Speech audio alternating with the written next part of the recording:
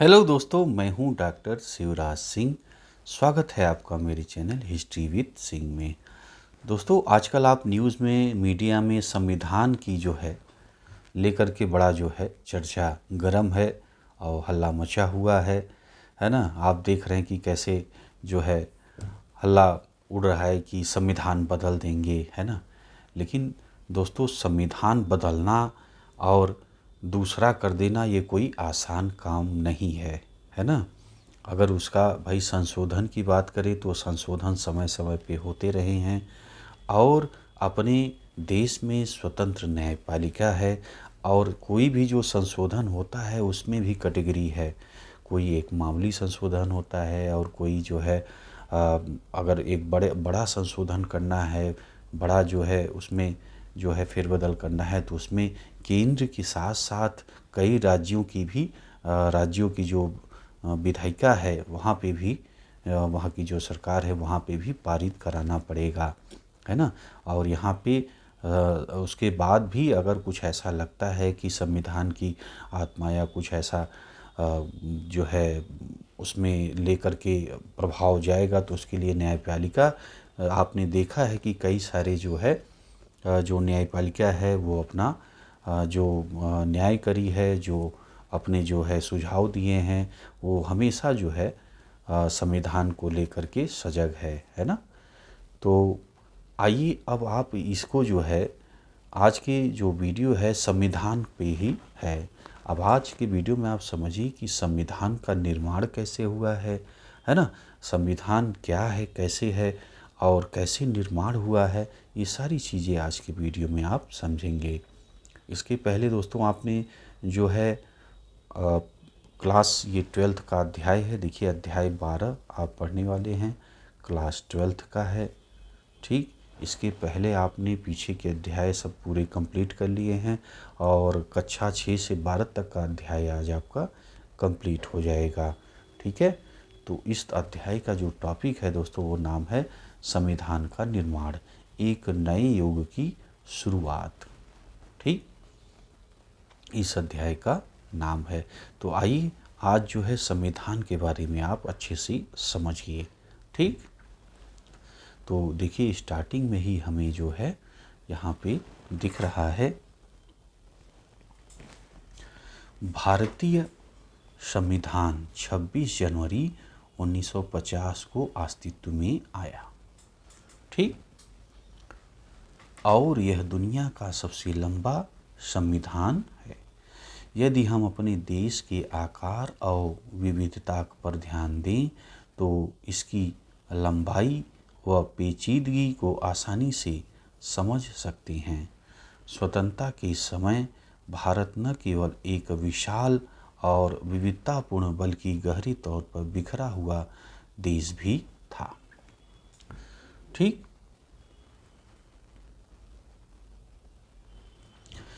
ऐसे में देश की एकजुटता और प्रगति के लिए एक विस्तृत गहन विचार विमर्श पर आधारित और सावधानी पूर्वक सूत्रबद्ध किया गया संविधान लाजमी था।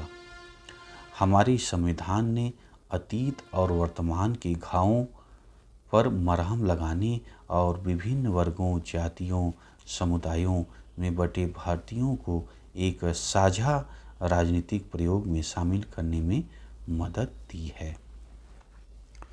ठीक,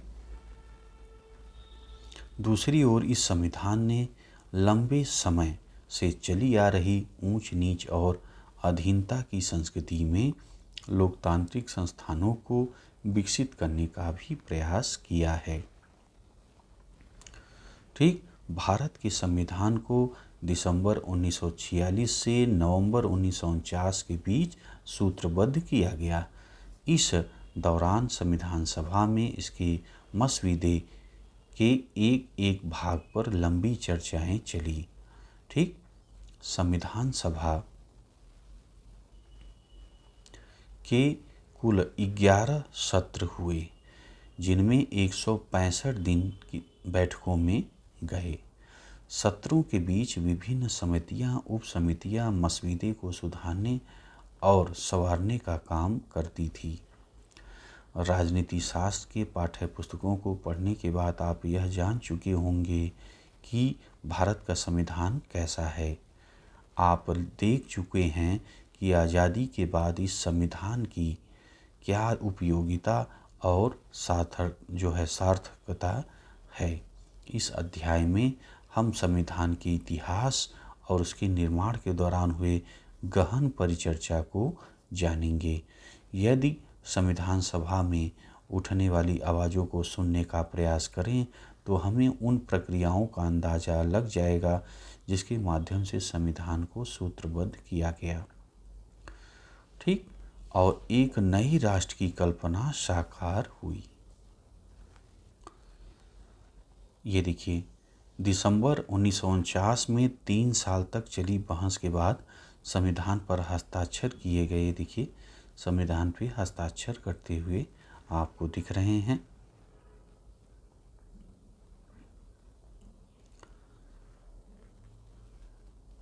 अब आ जाइए उथल पुथल का दौर।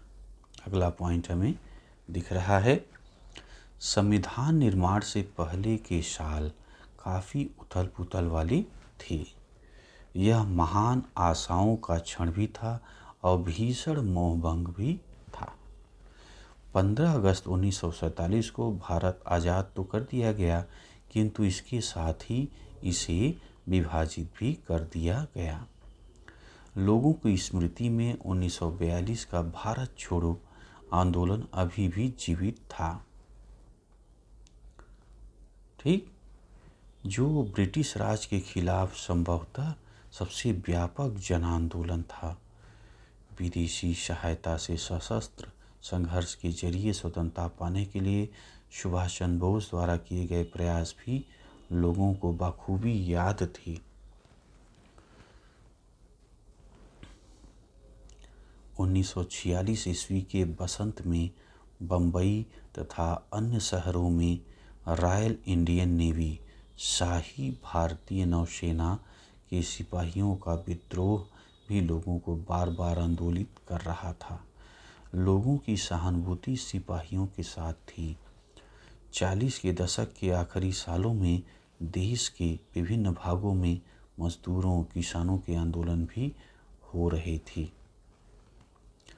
व्यापक हिंदू मुस्लिम एकता इन जन आंदोलनों का एक अहम पहलू था। इसके विपरीत कांग्रेस और मुस्लिम लीग दोनों प्रमुख राजनीतिक दल धार्मिक सौहार्द और सामाजिक सामंजस्य स्थापित करने के लिए सुलह सफाई की कोशिश में नाकामयाब होते जा रहे थे।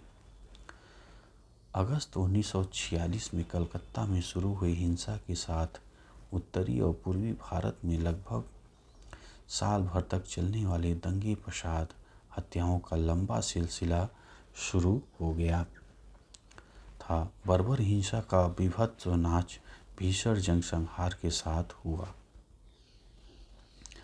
इसके साथ ही देश विभाजन की घोषणा हुई।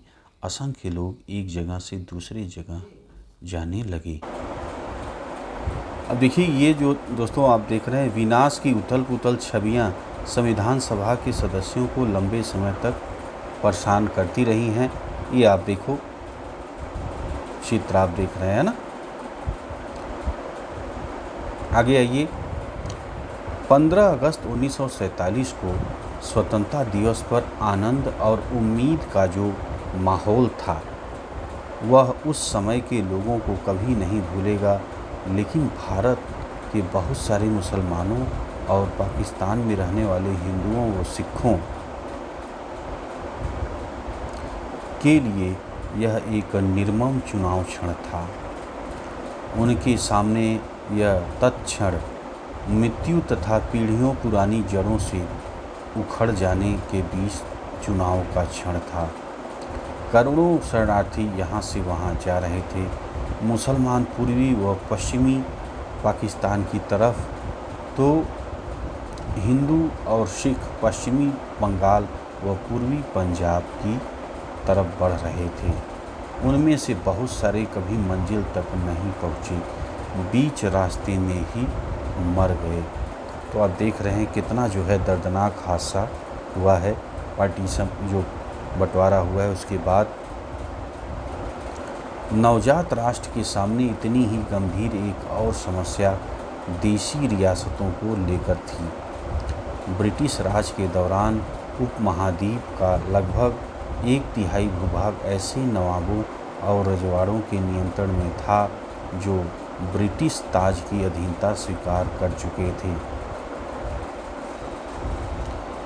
उनके पास अपने राज्यों को जैसे चाहे चलाने की सीमित ही सही लेकिन काफ़ी आज़ादी थी। जब अंग्रेज़ों ने भारत छोड़ा तो इन नवाबों और राजाओं की संवैधानिक स्थिति बहुत अजीब हो गई। एक समकालीन प्रेक्षक ने कहा कि कुछ महाराजा तो बहुत सारे टुकड़ों में बटे भारत में स्वतंत्र सत्ता का सपना देख रहे थे। संविधान सभा की बैठक इसी पृष्ठभूमि में संपन्न हो रही थी। बाहर जो कुछ चल रहा था उससे संविधान सभा में होने वाली बहस और विचार विमर्श भी भला अछूता कैसे रह सकता था।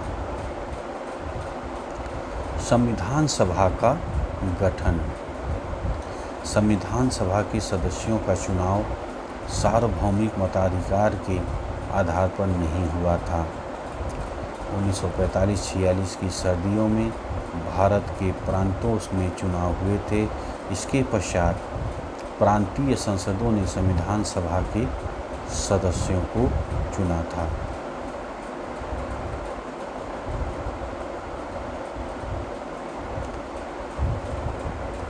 नई संविधान सभा में कांग्रेस प्रभावशाली थी। प्रांतीय चुनावों में कांग्रेस ने सामान्य चुनाव क्षेत्रों में भारी जीत प्राप्त की। मुस्लिम लीग का अधिकांश आरक्षित मुस्लिम सीटें मिल गईं, लेकिन लीग ने संविधान सभा का बहिष्कार उचित समझा और एक अन्य संविधान बनाकर उसने पाकिस्तान की मांग को जारी रखा। शुरुआत में समाजवादी भी संविधान सभा से परे रहे क्योंकि वे उसे अंग्रेज़ों द्वारा बनाई हुई संस्था मानते थे। वे मानते थे कि इस सभा का वाकई स्वायत्त होना असंभव है। इन सभी कारणों से संविधान सभा के 82% सदस्य कांग्रेस पार्टी के सदस्य थे।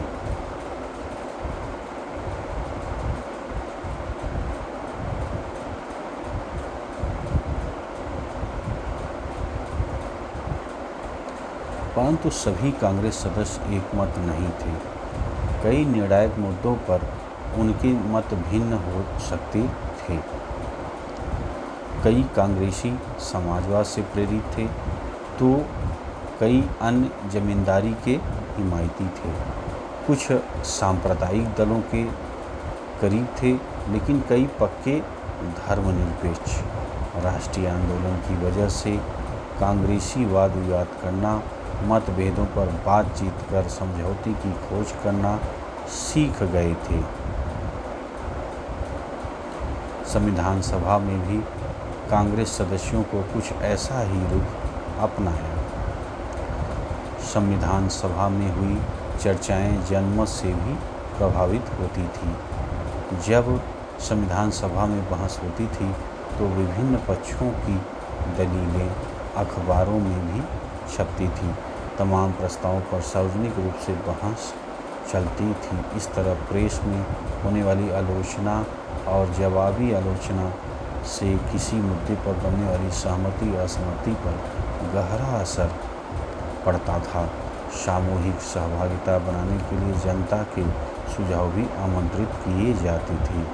कई भाषाई अल्पसंख्यक अपनी मातृभाषा की रक्षा की मांग करते थे। धार्मिक अल्पसंख्यक अपने विशेष हित सुरक्षित करवाने चाहते थे। दलित जाति शोषण के अंत की मांग करते हुए सरकारी संस्थाओं में आरक्षण चाहते थे। सभा में सांस्कृतिक अधिकारों एवं सामाजिक न्याय के कई महत्वपूर्ण मुद्दों पर चल रही सार्वजनिक चर्चाओं पर बहस हुई।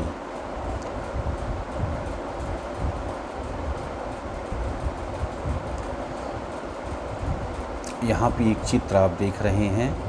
14 अगस्त 1947 की मध्य रात्रि को संविधान सभा में बोलते जवाहरलाल नेहरू का ये फ़ोटो आप देख रहे हैं। इसी समय नेहरू ने अपना प्रसिद्ध भाषण दिया था, जिसकी शुरुआती पंक्तियाँ इस प्रकार थी: बहुत समय पहले हमने नियति से साक्षात्कार किया था और अब समय आ चुका है कि हम अपने उस संकल्प को न केवल पूर्ण रूप से समग्रता में बल्कि उल्लेखनीय रूप से साकार करें। अर्धरात्रि के इस क्षण में जब दुनिया सो रही थी, भारत जीवन और स्वतंत्रता की ओर जाग रहा था।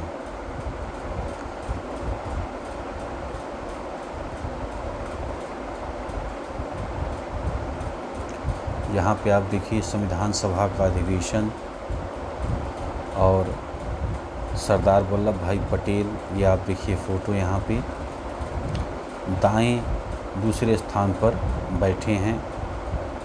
दाएं से आप देखिए दूसरे स्थान पे, ये मैंने बताया आपको, बैठे हैं। मुख्य आवाज़ें अब इसे ध्यान दें। संविधान सभा में 300 सदस्य थे। इनमें से 6 सदस्यों की भूमिका महत्वपूर्ण रही।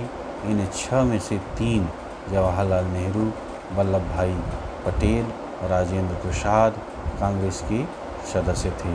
ठीक है, संविधान सभा में 300 सदस्य थे। कितने थे संविधान सभा में? 300 सदस्य थे। इनमें से 6 सदस्यों की भूमिका महत्वपूर्ण रही। इन 6 सदस्यों में 3 कौन हैं? जवाहरलाल नेहरू, वल्लभ भाई पटेल, राजेंद्र प्रसाद कांग्रेस के सदस्य थे। एक निर्णायक प्रस्ताव, उद्देश्य प्रस्ताव को नेहरू ने पेश किया था। उन्होंने यह प्रस्ताव भी पेश किया था कि भारत का राष्ट्रीय ध्वज केसरिया, सफ़ेद और गहरे हरे रंग की 3 बराबर चौड़ाई वाली पट्टियों का तिरंगा झंडा होगा, जिसके बीच गहरे नीले रंग का चक्र होगा।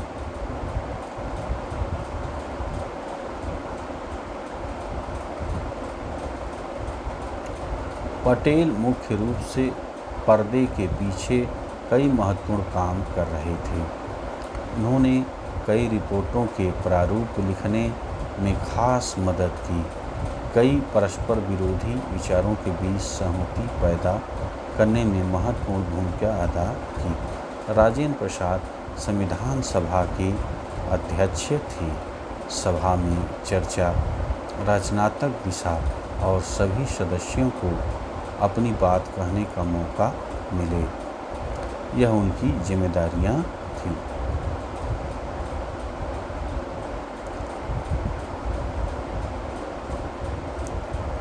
कांग्रेस इन त्रिगुट के अलावा प्रख्यात विधिवेत्ता और अर्थशास्त्री V.R. अम्बेडकर भी सभा के सबसे महत्वपूर्ण सदस्यों में से एक थे। यद्यपि ब्रिटिश शासन के दौरान अम्बेडकर कांग्रेस के राजनीतिक विरोधी रहे थे, परंतु स्वतंत्रता के समय महात्मा गांधी की सलाह पर उन्हें केंद्रीय विधि मंत्री का पद संभालने का न्योता दिया गया था। इस भूमिका में उन्होंने संविधान की प्रारूप समिति के अध्यक्ष के रूप में काम किया। उनके साथ 2 अन्य वकील भी काम कर रहे थे। एक गुजरात के K.M. मुंशी, दूसरे मद्रास के अल्लादी कृष्णास्वामी अय्यर। दोनों ने ही संविधान के प्रारूप पर महत्वपूर्ण सुझाव दिए। इन 6 सदस्यों को 2 प्रशासनिक अधिकारियों ने महत्वपूर्ण सहायता दी। इनमें से एक B.N. राव थे। वह भारत सरकार के संवैधानिक सलाहकार थे। उन्होंने अन्य देशों की राजनीतिक व्यवस्थाओं का गहन अध्ययन करके कई चर्चा पत्र तैयार किए थे। ठीक है, तो 2 प्रशासनिक अधिकारियों की महत्वपूर्ण सहायता से ये जो है कौन कौन थे? इनमें से एक थे B.N. राव थे, वह भारत सरकार की संवैधानिक सलाहकार थे, और दूसरे अन्य देशों के राजनीतिक व्यवस्थाओं का गहन अध्ययन अध्ययन करके कई चर्चा पत्र तैयार किए थे। दूसरे अधिकारी एस.एन. मुखर्जी थे। इनकी भूमिका मुख्य योजनाकार की थी। मुखर्जी जटिल प्रस्ताव को स्पष्ट वैदिक भाषा में व्यक्त करने की क्षमता रखते थे।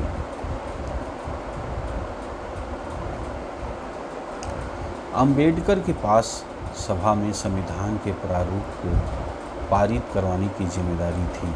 इस काम में कुल मिलाकर 3 वर्ष लगे।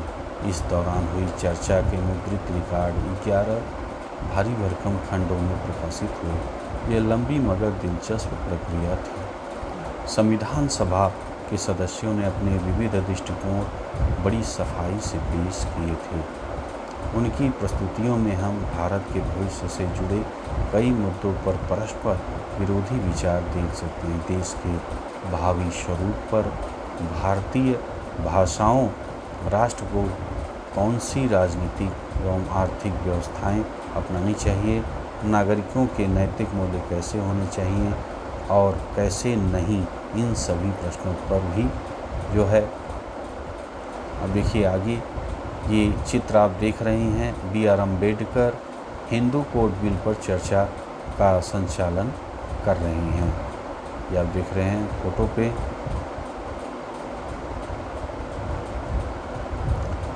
संविधान की दृष्टि नंबर 2। अब इसे आप लोग देखिए। 13 दिसंबर 1946 को जवाहरलाल नेहरू ने संविधान सभा के सामने उद्देश्य प्रस्ताव पेश किया। यह एक ऐतिहासिक प्रस्ताव था जिसमें स्वतंत्र भारत के संविधान के मूल आदर्शों की रूपरेखा प्रस्तुत की गई और वह फ्रेमवर्क सुझाया गया जिसके तहत संविधान का कार्य आगे बढ़ता था। इसमें भारत को एक स्वतंत्र संप्रभु गणराज्य घोषित किया गया था। नागरिकों को न्याय, समानता, स्वतंत्रता का आश्वासन दिया गया था और यह वचन दिया गया कि अल्पसंख्यकों, पिछड़े व जनजाति क्षेत्रों एवं दमित अन्य पिछड़े वर्ग के लिए पर्याप्त रक्षात्मक प्रावधान किए जाएंगे।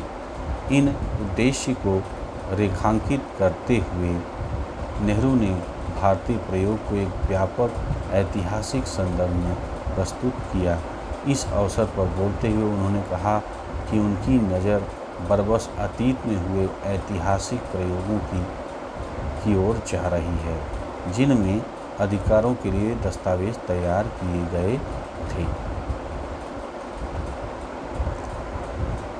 हम सिर्फ नकल करने वाले नहीं हैं। अब ये स्टेटमेंट को आप पढ़िए। 13 सितंबर 1946 को अपने प्रसिद्ध भाषण में नेहरू ने ये कहा था। क्या कहा था? हम सिर्फ नकल करने वाले नहीं हैं। मेरे ज़हन में बार बार वे सारी संविधान सभाएं आ रही हैं जो पहले यह काम कर चुकी हैं। मुझे उस महान अमेरिकी राष्ट्र के निर्माण की प्रक्रिया का ख्याल आ रहा है जहां राष्ट्र निर्माताओं ने एक ऐसा संविधान रच दिया जो इतने सालों, 1.5 सदी से भी ज़्यादा समय तक काल की कसौटी पर खरा उतरा है। उन्होंने एक महान राष्ट्र गढ़ा जो उसी संविधान पर आधारित है। इसके साथ ही मेरी नज़र उस महान क्रांति की ओर है जो 150 साल पहले एक अन्य स्थान पर हुई थी। मुझे संविधान सभा का विचार आता है जो स्वतंत्रता के लिए इतने सारे संघर्ष लड़ने वाले पेरिस के भव्य खूबसूरत शहर में जुटी थी। इस संविधान सभा ने कितनी मुश्किलों का सामना किया था और किस तरह राजा तथा तमाम अन्य अधिकारी उसके रास्ते में रोड़ा बन रहे थे। इतिहास के ये सारे अध्याय बरबस मुझे याद आ रहे हैं। सदन इस बात को याद रखेगा कि जब तक की मुश्किलें आई और जब उन संविधान सभाओं के लिए कमरा तक नहीं दिया जा रहा था तो उन्होंने टेनिस के खुले मैदान में सभा की थी और एक शपथ ली थी जिसे टेनिस कोर्ट के शपथ के नाम से जाना जाता है। उन्होंने राजाओं अन्य ताकतों की रुकावटों के बावजूद अपनी बैठकें जारी रखी और तब तक वहाँ से नहीं गए जब तक उन्होंने अपना काम पूरा नहीं कर लिया था। मुझे विश्वास है कि हम भी उसी शुद्ध भावना से यहाँ इकट्ठा हुए, चाहे हमारी बैठक इस कक्ष में हो या नहीं कहीं, चाहे खेतों में हो या बाज़ार में, हमारी बैठकें तब तक जारी रहेंगी जब तक हम अपना काम पूरा नहीं कर लेंगे। आगे देखें। इसके साथ ही मुझे हाल ही की एक क्रांति का विचार आता है जिसमें एक नए किस्म के राज्य का जन्म हुआ। यह रूस की क्रांति थी जिसने दुनिया के एक शक्तिशाली देश के रूप में सोवियत समाजवादी गणराज्य को जन्म दिया। आज यह देश दुनिया में अप्रतिम भूमिका निभा रहा है। यह न केवल दुनिया का ताकतवर देश है बल्कि हमारा पड़ोसी भी है। ये सारे महान प्रयोग हमारे सामने हैं।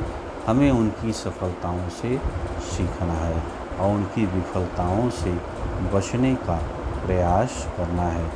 हो सकता है कि हम उन्हीं विफलताओं से बचने में सफल न हो पाएँ, क्योंकि किसी भी इंसानी कोशिश में थोड़ी बहुत नाकामी की गुंजाइश हो जाती है, परंतु मुझे विश्वास है तमाम रुकावटों और कठिनाइयों के बावजूद हम आगे बढ़ेंगे और अपने सपने को प्राप्त व साकार करके ही दम लेंगे, जिसे हम इतने अरसे से अपने दिलों में संजोए हुए हैं।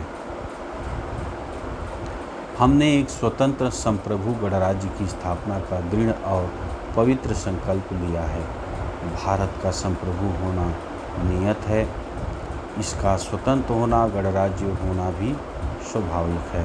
कुछ मित्रों ने सवाल उठाए, आपने यहाँ लोकतांत्रिक शब्द क्यों नहीं रखा? मैंने उनसे कहा, निसंदेह यह तो सोचा जा सकता है कोई गणराज्य लोकतांत्रिक न हो, परंतु हमारा पूरा इतिहास इस तथ्य का साक्षी है कि हम लोकतांत्रिक संस्थानों के ही पक्षधर हैं। स्वाभाविक है कि हमारा लक्ष्य लोकतंत्र है, लोकतंत्र से कम कुछ नहीं। यह लोकतंत्र कैसे होगा, इसकी शक्ल सूरत कैसी होगी, यह एक अलग मसला है। आज के लोकतंत्र ने दुनिया की प्रगति में ज़बरदस्त भूमिका निभाई है। इसमें बहुत सारे यूरोप तथा अन्य स्थानों के देश हैं, परंतु संदेहजनक हो सकता है अगर उन्हें पूरी तरह लोकतांत्रिक बने रहना है तो न जाने कब उन लोकतंत्र की अपनी शक्ल सूरत थोड़ी बहुत बदलनी पड़ती।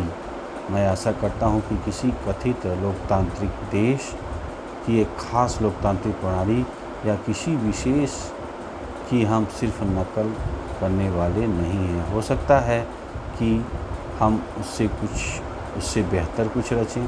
बहरहाल किसी सूरत में हम यहाँ जैसी सरकार बनाएं, हम यहाँ जैसी सरकार बनाएं और हमारे लोगों के स्वभाव के अनुरूप उनको स्वीकार जरूर होना चाहिए।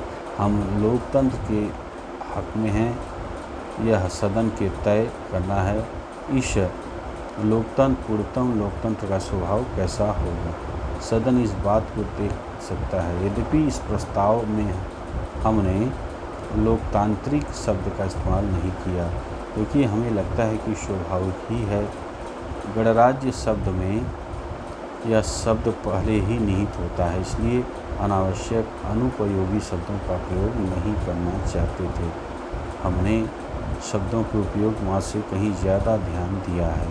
हमने इस प्रस्ताव में लोकतंत्र की अंतर्वस्तु प्रस्तुत की है, बल्कि लोकतंत्र की ही नहीं, आर्थिक लोकतंत्र की अंतर्वस्तु प्रस्तुत की है। अतः सदस्यों को इस बात पर आपत्ति हो सकती है कि इस प्रस्ताव में हमने भारत को एक समाजवादी राज्य बनाने का उल्लेख क्यों नहीं किया। यहाँ मेरे केवल इतना ही कहना है कि मैं समाजवाद का समर्थक हूँ और मुझे आशा है कि एक दिन भारत में समाजवाद के पक्ष में होगा, वहीं भारत एक समाजवादी राज्य की स्थापना का मार्ग चलेगा। मुझे पूरा विश्वास है कि एक पूरी दुनिया को इसी मार्ग पर चलना होगा। टेनिस कोर्ट की शपथ का ये देखिए आप चित्र देख रहे हैं। देखें आगे, नेहरू के भाषण की सावधानी से पड़ताल की जानी चाहिए। उसमें क्या कहा जा रहा, नेहरू के अतीत प्रेम से क्या पता चलता है, संविधान की दृष्टि को निर्धारित करने वाले विचारों के उद्गम के बारे में वह क्या कह रहे हैं। अतीत की ओर जाते हुए अमेरिका और फ्रांसीसी क्रांति का हवाला देते हुए नेहरू भारत में संविधान निर्माण के इतिहास को मुक्ति व स्वतंत्रता के लंबे ऐतिहासिक संघर्ष का हिस्सा सिद्ध कर रहे हैं। वह भारतीय संघर्ष के ऐतिहासिक महत्व को अतीत के क्रांतिकारी क्षणों के समक्ष बता रहे हैं। लेकिन नेहरू के कहने पर आशय यह नहीं था कि उन घटनाओं के आज के लिए ब्लूप्रिंट मान लिया जाए या कि उन क्रांतियों के विचारों को बिना सोचे विचारे भारत पर लागू किया जा सकता है। वह किसी खास तरह के लोकतंत्र को अपनाने का विरोध करते और कहते हैं, हमारे लोकतंत्र की रूपरेखा हमारे बीच होने वाली चर्चा से ही उभरेगी। इस बात पर जोर देते हैं कि भारत में संविधान के आदर्श और प्रावधान कहीं और से उठाए गए नहीं हो सकते। उन्होंने विश्वास व्यक्त किया कि हम सिर्फ नकल करने वाले नहीं हैं। उनके शब्दों में भारत में शासन की जो व्यवस्था स्थापित हो वह हमारे लोगों के स्वभाव के अनुरूप और स्वीकार्य होनी चाहिए। पश्चिम से और वहाँ की उपलब्धियों और विफलताओं से सबक लेना जरूरी है, लेकिन हमें याद रखना चाहिए कि पश्चिमी समाजों को भी अन्य स्थानों पर हुए प्रयोगों से बहुत कुछ सीखना पड़ा था। लोकतंत्र की अपनी अवधारणा बदलनी पड़ी थी। भारतीय संविधान का उद्देश्य यह होगा कि लोकतंत्र के उदारवादी विचारों और आर्थिक न्याय के समाजवादी विचारों का एक दूसरे में समावेश किया जाए। भारतीय संदर्भ में इन विचारों की रचनात्मक व्याख्या की जाए। नेहरू इस बात पर जोर दे रहे हैं कि भारत के लिए क्या उचित है, इस बारे में हमें रचनात्मक ढंग से सोचना चाहिए। लोगों की इच्छा। संविधान सभा के कम्युनिस्ट सदस्य सोमनाथ लाहिड़ी को संविधान सभा की चर्चाओं पर ब्रिटिश साम्राज्यवाद का स्याह साया दिखाई देता था। उन्होंने सदस्यों तथा आम भारतीयों से आग्रह किया कि वे साम्राज्यवादी शासन के प्रभाव से खुद को पूरी तरह आज़ाद करें। 1946-47 के जाड़ों में जब संविधान सभा में चर्चा चल रही थी तो अंग्रेज अभी भी भारत में ही थे। जवाहरलाल नेहरू के नेतृत्व में अंतरिम सरकार शासन तो चला रही थी, परंतु सारा काम वायसराय तथा लंदन से बैठी ब्रिटिश सरकार की देखरेख में करना पड़ता था। लाहिड़ी ने अपने साथियों को समझाया कि संविधान सभा अंग्रेज़ों की बनाई हुई है और वह अंग्रेज़ों की योजना को साकार करने का काम कर रही है। अंतरिम सरकार के सदस्य, ये देखिए आप चित्र में प्रथम पंक्ति में बाएं से आप देखिए बलदेव सिंह हैं ये, और जॉन मथाई ये हैं आपके सी राजगोपालचारी, जवाहरलाल नेहरू, लियाकत अली खान, वल्लभ भाई पटेल, आई चुंद्रीगर और आसफ अली और CH भाभा। द्वितीय पंक्ति से बाएं आप देखिए जगजीवन राम, गजनफर अली खान, राजेंद्र प्रसाद, अब्दुल निस्तर। तो ये सब सारे अंतरिम सरकार के सदस्य थे।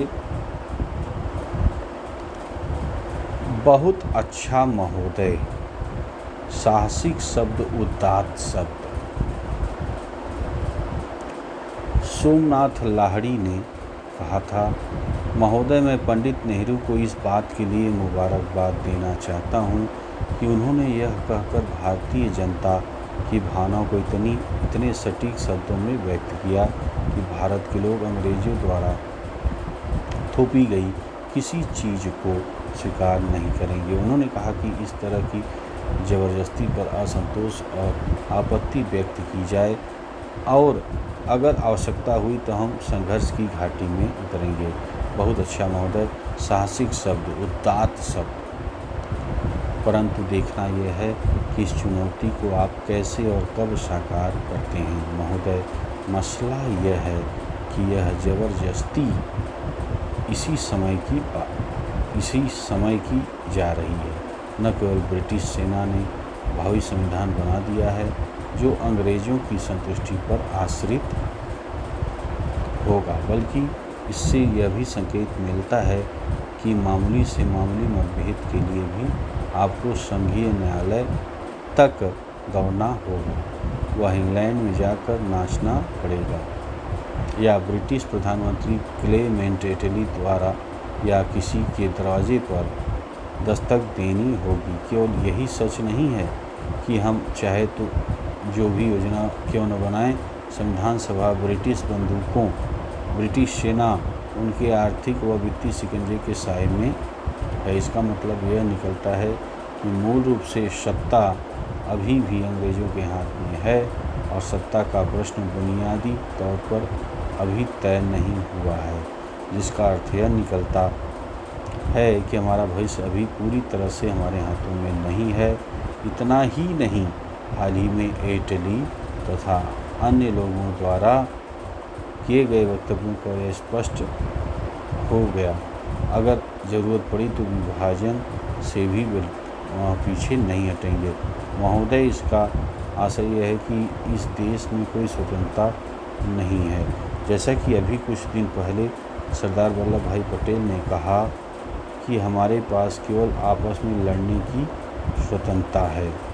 क्या कर रहे हैं? जैसा कि अभी तक कुछ दिन पहले सरदार वल्लभ भाई पटेल ने कहा कि हमारे पास केवल आपस में लड़ने की स्वतंत्रता है, हमें बस इतना ही स्वतंत्रता मिली है। इसलिए हमारा विनम्र सुझाव है कि यहाँ सवाल इस योजना के रूपरेखा के जरिए कुछ पा लेने का नहीं, बल्कि यहाँ की स्वतंत्रता की घोषणा करने और अंतरिम सरकार भारत की जनता से ये आह्वान करने का है, वे आपस में लड़ने के बजाय अपने शत्रु को देखें जिनके हाथ में भी घोड़ा है। ब्रिटिश साम्राज्यवाद को देखें, उससे मिलकर लड़ने के लिए आगे बढ़ें। हम स्वतंत्र हो जाएंगे, तब हम अपने दावों का हल ढूंढ सकते हैं। आगे देखिए, नेहरू ने स्वीकार किया कि ज़्यादातर राष्ट्रवादी नेता एक विभिन्न प्रकार की संविधान सभा चाहते थे। एक लिहाज से यह भी सही था कि ब्रिटिश सरकार का उनके गठन में काफ़ी हाथ था और उसने सभा के कामकाज पर कुछ शर्तें भी लगा रखी थी। परंतु नेहरू ने कहा, आपको स्रोत नज़रअंदाज नहीं करना चाहिए जहां हम सभा को शक्ति मिल रही है। सरकारें सरकारी कागज़ों से नहीं बनती। सरकार जनता की इच्छा की व्यक्ति होती है। सरकार जनता की क्या है? इच्छा की अभिव्यक्ति होती हैं। हम यहाँ इसलिए जुटे हैं क्योंकि हमारे पास जनता की ताकत है और हम उतनी दूर तक ही जाएंगे जितनी दूर तक लोग हमें ले जाना चाहेंगे, फिर चाहे वे किसी भी समूह या पार्टी से संबंधित क्यों न हों। इसलिए हमें भारतीय जनता के दिलों में समाई आकांक्षाओं और भावनाओं को हमेशा अपनी जहन में रखना चाहिए, उन्हें पूरी करने का प्रयास करना चाहिए। तो देखिए, जैसे स्टार्टिंग हुआ कि भाई हम लोग संविधान पे चर्चा कर रहे थे कि भाई जनता ही सब कुछ है, जनता के हाथ में शक्ति है, जनता के हाथ में वोट देने का अधिकार है।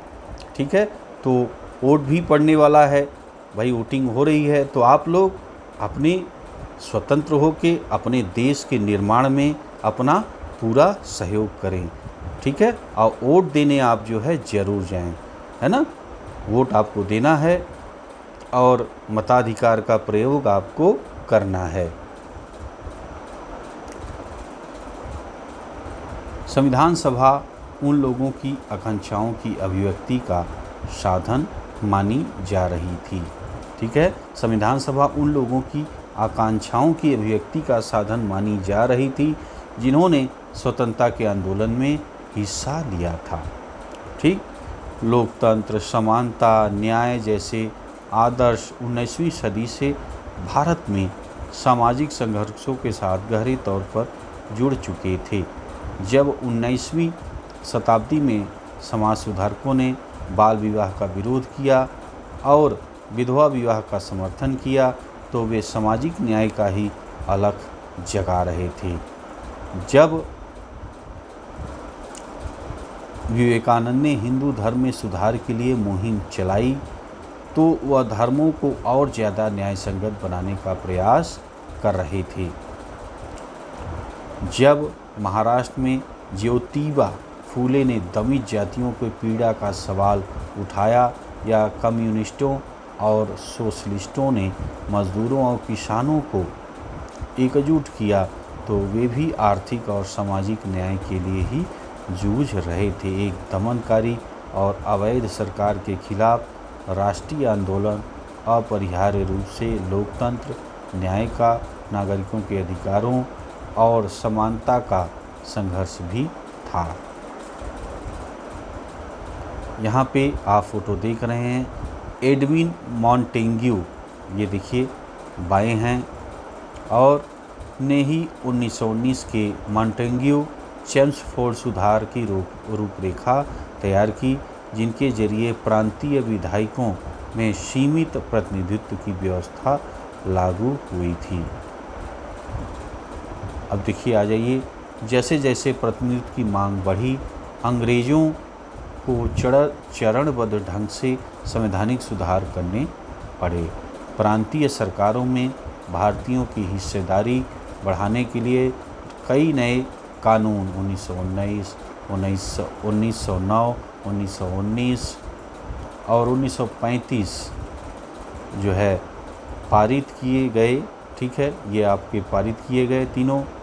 1919 में कार्यपालिका को आंशिक रूप से प्रांतीय विधायिका के प्रति उत्तरदायी बनाया गया और 1935 के गवर्नमेंट ऑफ इंडिया एक्ट के अंतर्गत उसे लगभग पूरी तरह विधायिका के प्रति उत्तरदायी बना दिया गया। जब गवर्नमेंट ऑफ इंडिया एक्ट के तहत 1937 में चुनाव हुए, तो 11 में से 8 प्रांतों में कांग्रेस की सरकार बनी। और देखिए, इसके बावजूद हम पहले के संवैधानिक बदलावों तथा 1946 से अगले 3 साल के दौरान घटी घटनाओं को स्वाभाविक रूप से एक ही प्रक्रिया का हिस्सा नहीं मान सकते। इससे पहले की संवैधानिक प्रयोग एक प्रतिनिधित्वात्मक सरकार के लिए लगातार बढ़ती मांग के जवाब में थे, जबकि विभिन्न कानूनों 1909, 1919, 1935 को पारित करने की प्रक्रिया में भारतीयों की कोई प्रत्यक्ष हिस्सेदारी नहीं थी। उन्हें औपनिवेशिक सरकार ने ही लागू किया था। प्रांतीय निकायों का चुनाव करने वाले निर्वाचन मंडल का दायरा समय के साथ फैलता जा रहा था, लेकिन 1935 में भी यह अधिकार वयस्क आबादी के 10 से 15% हिस्से तक ही सीमित था। तब तक सार्वभौमिक वयस्क मताधिकार की व्यवस्था नहीं थी। 1935 के कानून के तहत निर्वाचित विधायिका औपनिवेशिक शासन के ढांचे में काम कर रही थी, अंग्रेजी द्वारा नियुक्त गवर्नर के प्रति उत्तरदायी थी। 13 दिसंबर 1946 को नेहरू जिस कल्पना की बात कर रहे थे वह एक स्वतंत्र संप्रभु जो है भारतीय गणराज्य के संविधान की कल्पना थी। ठीक, अगला पॉइंट देखिए, अधिकारों का निर्धारण। अब आप इसे जो है देखें, नागरिकों के अधिकार किस तरह निर्धारित किए जाएं? क्या उत्पीड़ित समूहों को कोई विशेष अधिकार मिलने चाहिए? अल्पसंख्यकों के क्या अधिकार हों? वास्तव में अल्पसंख्यक किसे कहा जाए? जैसे जैसे संविधान सभा के पटल पर बहस आगे बढ़ी, यह साफ हो गया कि इनमें से किसी भी सवाल का कोई ऐसा उत्तर मौजूद नहीं है जिस पर पूरी सभा सहमत हो। इन सवालों के जवाब विचारों में टकराव और व्यक्तिगत मुखभेड़ से ही पैदा होते थे। अपने उद्घाटन भाषण में नेहरू ने जनता की इच्छा का हवाला दिया था और कहा कि संविधान निर्माताओं को जनता के दिलों में समाई आकांक्षाओं और भावनाओं को पूरा करना है। यह कोई आसान काम नहीं था। जैसे जैसे आज़ादी की उम्मीद पैदा हुई, विभिन्न समूह अलग अलग तरह से अपनी इच्छाएं व्यक्त करने लगे। इन सभी अभिव्यक्तियों पर बहस करना जरूरी था। परस्पर विरोधी विचारों के बीच किसी समाधान पर पहुंचना, एक आम सहमति पर पहुंचना जरूरी था। पृथक निर्वाचिका की समस्या। 27 अगस्त 1947 को मद्रास के बी पोकर बहादुर ने पृथक निर्वाचिका बनाए रखने के पक्ष में एक प्रभावशाली भाषण दिया। बहादुर ने कहा कि अल्पसंख्यक सब जगह होते हैं, उन्हें हम चाहकर भी नहीं हटा सकते। हमें ज़रूरत एक ऐसे राजनीतिक ढांचे की है जिसके भीतर अल्पसंख्यक भी औरों के साथ सद्भाव के साथ जी सकें। ठीक, समुदायों के बीच मतभेद कम से कम हो। इसलिए ज़रूरी है राजनीतिक व्यवस्था में अल्पसंख्यकों का पूरा प्रतिनिधित्व हो। ठीक, उनकी आवाज़ सुनी जाए और उनके विचारों पर जो है ध्यान दिया जाए। देश के शासन में मुसलमानों की एक सार्थक हिस्सेदारी सुनिश्चित करने के लिए पृथक निर्वाचिका के अलावा और कोई रास्ता नहीं हो सकता।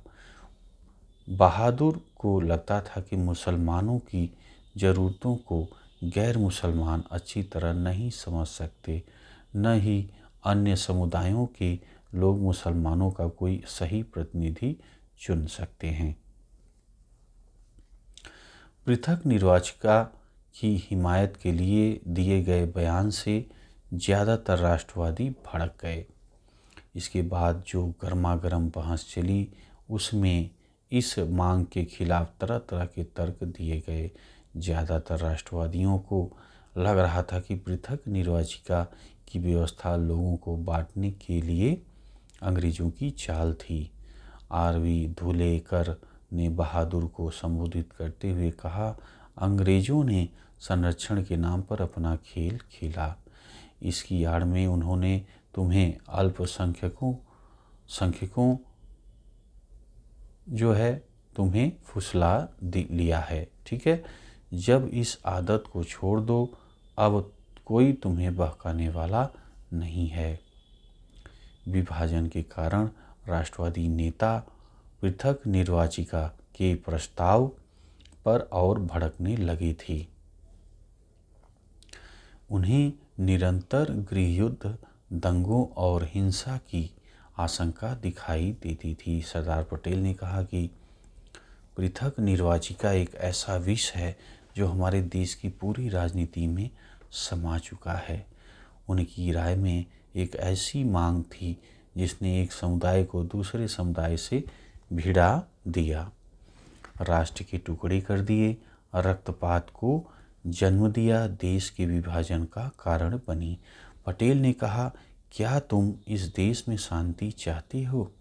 अगर चाहते हो तो इसे फौरन छोड़ दो, इसे पृथक निर्वाचिका को। ठीक, यहाँ पे आप देख रहे हैं 1946 के जाड़ों में भारतीय नेता इटली के साथ वार्ता करने लंदन गए। इन वार्ताओं का कोई नतीजा नहीं निकला। बाएं से आप देखिए लियाकत अली हैं ये, और मोहम्मद अली जिन्ना आपको दिख रहे हैं बीच में। बलदेव सिंह जो है, बलदेव सिंह, ये आप देखिए बलदेव सिंह हैं, और पैथिक लॉरेंस ये हैं। अब आगे देखिए, अंग्रेज तो चले गए मगर जाते जाते शरारत का बीज बो गए। सरदार वल्लभ भाई पटेल ने क्या कहा था? यह दोहराने की कोई ज़रूरत नहीं है कि हम पृथक निर्वाचिका की मांग इसलिए कर रहे हैं क्योंकि हमारे लिए यही अच्छा है। यह बात हम बहुत समय से सुन रहे हैं, हम सालों से यह सुन रहे हैं, और इसी आंदोलन के कारण हम एक विभाजित राष्ट्र हैं। क्या आप मुझे एक भी स्वतंत्र देश दिखा सकते हैं जहां पृथक निर्वाचिका हो? अगर आप मुझे दिखा दें तो मैं आपकी बात मान लूँगा, लेकिन अगर इस अभागे देश में विभाजन के बाद भी पृथक निर्वाचिका की व्यवस्था बनाई रखी गई तो यहाँ जीने का कोई मतलब नहीं होगा। इसलिए मैं कहता हूँ कि यह सिर्फ मेरे भले की बात नहीं बल्कि आपका भला भी इसी में है कि हम अतीत को भूल जाएं। एक दिन हम एकजुट हो सकते हैं। अंग्रेज जो तो चले गए मगर जाते जाते शरारत का बीज बो गए। हम इस शरारत को और बढ़ाना नहीं चाहते। सुनिए, जब अंग्रेज़ों ने यह विचार पेश किया तो उन्होंने यह उम्मीद नहीं की थी कि इतनी जल्दी भागना पड़ेगा। उन्होंने तो अपने शासन की सुविधा के लिए यह किया था। खैर कोई बात नहीं, मगर अब वे अपनी विरासत पीछे छोड़ गए हैं। अब हम इससे बाहर निकलेंगे या नहीं? तो ये आपने देखा कि सरदार पटेल ने पृथक निर्वाचिका पे क्या कहा। आगे देखें, पृथक निर्वाचिका की मांग का जवाब देते हुए गोविंद बल्लभ पंत ने ऐलान किया कि यह प्रस्ताव न केवल राष्ट्र के लिए बल्कि अल्पसंख्यकों के लिए भी खतरनाक है। ठीक, वह बहादुर के इस विचार से सहमत थे। किसी लोकतंत्र की सफलता इस बात पर निर्भर करती है कि समाज के विभिन्न तबकों में वह कितना आत्मविश्वास पैदा कर पाती है। उन्हें इस तर्क पर भी कोई आपत्ति नहीं थी कि एक मुक्त देश में प्रत्येक नागरिक के साथ ऐसा आचरण किया जाना चाहिए जिससे न केवल उसकी भौतिक आवश्यकताओं की पूर्ति हो बल्कि उसमें स्वाभाविक स्वाभिमान का आध्यात्मिक भाव भी पैदा हो, तथा बहुल समुदाय का यह दायित्व है कि अल्पसंख्यकों की समस्याओं को समझे, उनकी आकांक्षाओं को महसूस करे। इसके बावजूद पंत पृथक निर्वाचिका का विरोध कर रहे थे। उनका कहना था, यह एक आत्मघाती मांग है जो अल्पसंख्यकों को स्थायी रूप से अलग थलग कर देगी, उन्हें कमज़ोर बना देगी, शासन में उन्हें प्रभावी हिस्सेदारी नहीं मिल पाएगी। अगला देखिए, अगला पॉइंट, मेरा मानना है कि पृथक निर्वाचिका अल्पसंख्यकों के लिए आत्मघाती साबित होगी। 27 अगस्त 1947 को संविधान सभा की बहस में गोविंद बल्लभ पंत ने कहा था। मेरा मानना है कि पृथक निर्वाचिका अल्पसंख्यकों के लिए आत्मघाती साबित होगी और उन्हें बहुत भारी नुकसान पहुंचाएगी। अगर उन्हें हमेशा के लिए अलग थलग कर दिया गया तो वे कभी भी खुद को बहुसंख्यक में रूपांतरित नहीं कर पाएंगे। निराशा का भाव शुरू से उन्हें अपंग बना देगा। आप क्या चाहते हैं और हमारा अंतिम उद्देश्य क्या है? क्या अल्पसंख्यक हमेशा अल्पसंख्यकों के रूप में ही रहना चाहते हैं या वे भी एक दिन एक महान राष्ट्र का अभिन्न अंग बनने और उसकी नियति को निर्धारित व नियंत्रित करने का सपना देखते हैं? मेरा विचार है कि अगर उन्हें शेष समुदाय से अलग रखा जाता है और ऐसे हवाबंद कमरे में काट कर रखा जाता है जहां उन्हें हवा के लिए भी औरों पर निर्भर रहना पड़ेगा, तो यह उसके लिए भयानक रूप से खतरनाक होगा। अगर अल्पसंख्यक पृथक निर्वाचकों से जीत कर आते हैं तो कभी प्रभावी योगदान नहीं दे पाएंगे। इन सारी दलीलों के पीछे एकीकृत राज्य के निर्माण की चिंता काम कर रही थी। ठीक, राजनीतिक एकता, राष्ट्र की स्थापना करने के लिए प्रत्येक व्यक्ति को राज्य के नागरिक सांचे में डालना था।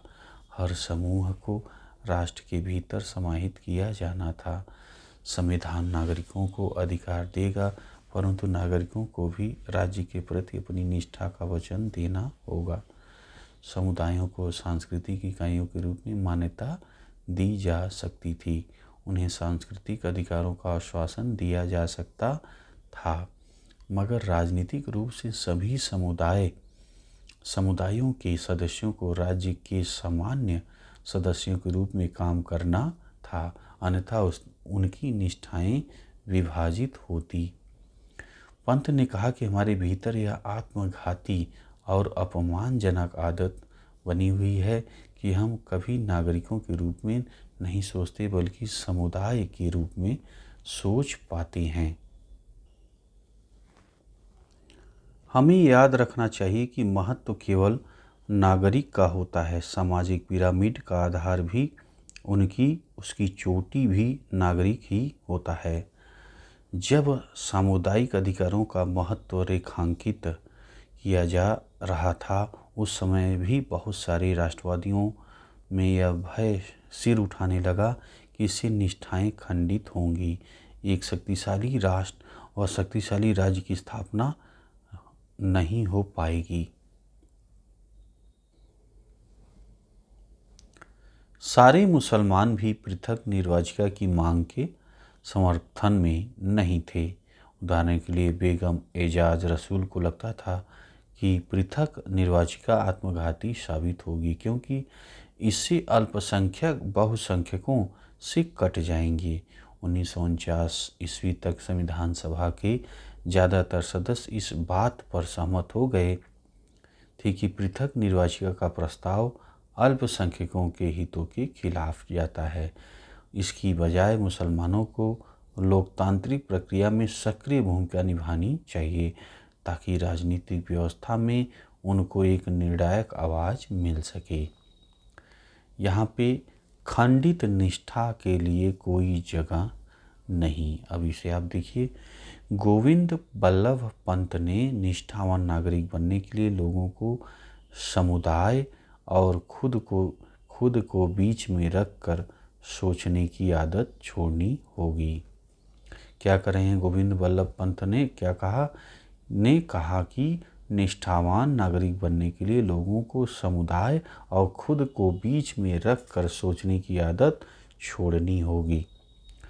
लोकतंत्र की सफलता के लिए व्यक्ति को आत्मानुशासन की कला का प्रशिक्षण लेना होगा। लोकतंत्र में व्यक्ति को अपने लिए कम तथा औरों के लिए ज़्यादा फिक्र करनी चाहिए। यहाँ खंडित निष्ठा के लिए कोई जगह नहीं है। सारी निष्ठाएं केवल राज्य पर केंद्रित होनी चाहिए।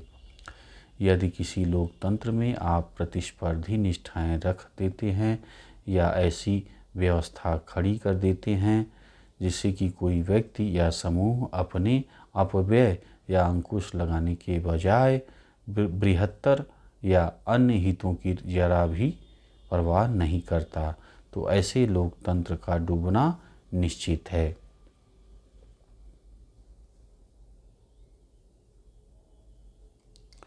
चलिए अगला आप देखिए, केवल इस प्रस्ताव से काम चलने वाला नहीं है।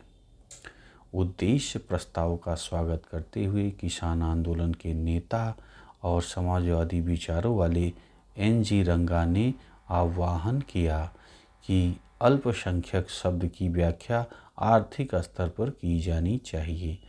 रंगा की नज़र में असली अल्पसंख्यक गरीब और दबे कुचले लोग थे। उन्होंने इस बात का स्वागत किया कि संविधान में प्रत्येक व्यक्ति को कानूनी अधिकार दिए जा रहे हैं, मगर उन्होंने इसकी सीमा को भी चिन्हित किया। उन्होंने कहा कि जब तक संविधान सम्मत अधिकारों को लागू करने का प्रभावी इंतजाम नहीं किया जाएगा, तब तक गरीबों के लिए इस बात का कोई मतलब नहीं है कि जब उनके पास जीने का पूर्ण रोजगार का अधिकार आ गया है, तब वे सभा कर सकते हैं, सम्मेलन कर सकते हैं, संगठन बना सकते हैं और उसके पास अन्य नागरिक स्वतंत्रताएं हैं। यह ज़रूरी था कि ऐसी परिस्थितियां बनाई जाएं जहां संविधान द्वारा दिए गए अधिकारों का जनता प्रभावी ढंग से प्रयोग कर सके। रंगा ने कहा कि उन्हें सहारों की ज़रूरत है, उन्हें एक सीढ़ी चाहिए।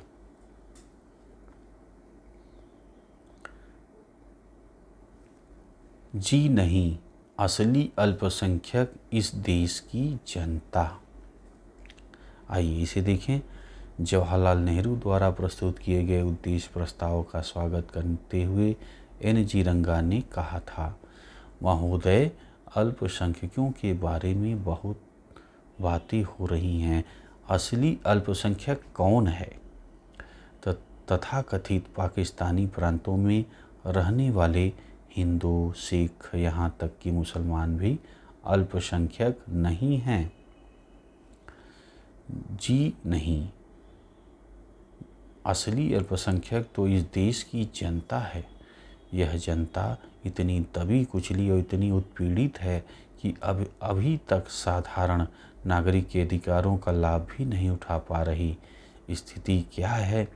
आप आदिवासी इलाकों में जाइए, उनके अपने कानून, उनके जनजातीय कानूनों, उनकी ज़मीन को उनसे नहीं छीना जा सकता, लेकिन हमारे व्यापारी वहाँ जाते हैं और तथाकथित मुक्त बाज़ार के नाम पर उनकी ज़मीनें छीन लेते हैं।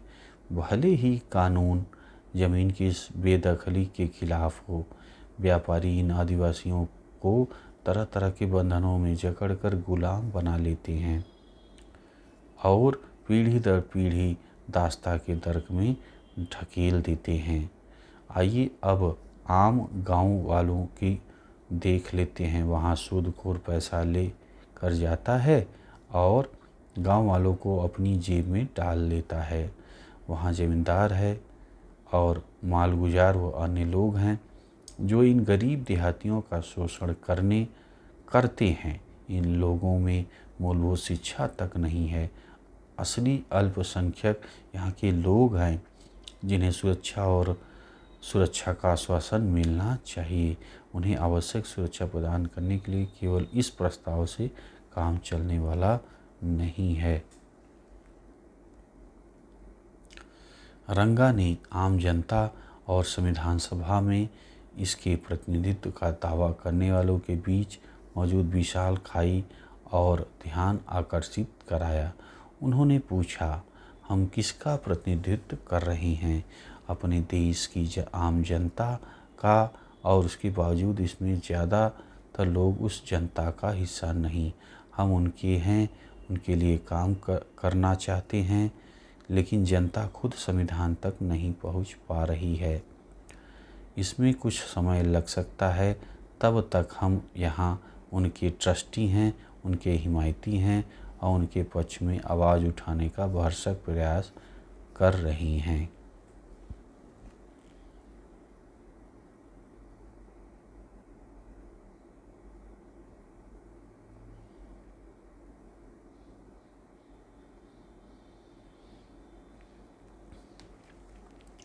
रंगा ने आदिवासियों को भी ऐसे ही समूह गिनाए थे। इस समूह के प्रतिनिधियों में जयपाल सिंह ने जैसे जबरदस्त वक्ता भी शामिल थे। उद्देश्य प्रस्ताव का स्वागत करते हुए जयपाल सिंह ने कहा था, एक आदिवासी होने के नाते मुझसे उम्मीद नहीं की जाती कि मैं इस प्रस्ताव की पेचीदगियों को समझता होऊंगा, लेकिन मेरा सहज विवेक कहता है कि हमें से हर एक व्यक्ति को मुक्ति के उस मार्ग पर चलना चाहिए और मिलकर लड़ना चाहिए। महोदय, अगर भारतीय जनता में ऐसा कोई समूह है जिसके साथ सही व्यवहार नहीं किया गया तो वह मेरा समूह है। मेरे लोगों को पिछले 6000 साल से अपमानित किया जा रहा है, उपेक्षित किया जा रहा है। मेरे समाज का पूरा इतिहास भारत के गैर मूल निवासियों के हाथों लगातार शोषण और छीना झपटी का इतिहास रहा है, जिसके बीच अब जब तब विद्रोह और अव्यवस्था भी फैली है। इसके बावजूद मैं पंडित जवाहरलाल नेहरू के शब्दों पर विश्वास करता हूँ। मैं आप सबकी इस संकल्प का विश्वास करता हूँ। अब हम एक नया अध्याय रचने जा रहे हैं, स्वतंत्र भारत का एक ऐसा अध्याय जहाँ सबके पास अवसरों की समानता होगी, जहाँ किसी की उपेक्षा नहीं होगी। सिंह ने आदिवासियों की सुरक्षा तथा आम आदमी के स्तर पर लाने के लिए जरूरी परिस्थितियां रचने की आवश्यकता पर सुंदर वक्तव्य दिया। उन्होंने कहा कि आदिवासी कबीले संख्या की दृष्टि से अल्पसंख्यक नहीं हैं, लेकिन उन्हें संरक्षण की आवश्यकता है। उन्हें वहाँ से बेदखल कर दिया गया जहाँ वे रहते थे। उन्हें उनके जंगलों और चारागाहों से वंचित कर दिया गया। उन्हें नए घरों की तलाश में भागने के लिए मजबूर किया गया। उन्हें आदिम और पिछड़ा मानते हुए शेष समाज से उन्हें हिकारत की नज़र से देखता है। जयपाल ने आदिवासियों और शेष समाज के बीच मौजूद भावनात्मक और भौतिक फासले को खत्म करने के लिए बड़ा जज्बाती बयान दिया। हमारा कहना है कि आपको अपने साथ घुलना मिलना चाहिए, आपको हमारे साथ घुलना मिलना चाहिए, हम आपके साथ मेलजोल चाहते हैं। जयपाल सिंह पृथक निर्वाचिका के हक में नहीं थे, लेकिन उनको भी यह लगता था कि विधायिका में आदिवासियों को प्रतिनिधित्व प्रदान करने के लिए सीटों के आरक्षण की व्यवस्था जरूरी है। उन्होंने कहा कि इस तरह औरों को आदिवासियों की आवाज़ सुनने और उनके पास आने के लिए मजबूर किया जा सकेगा।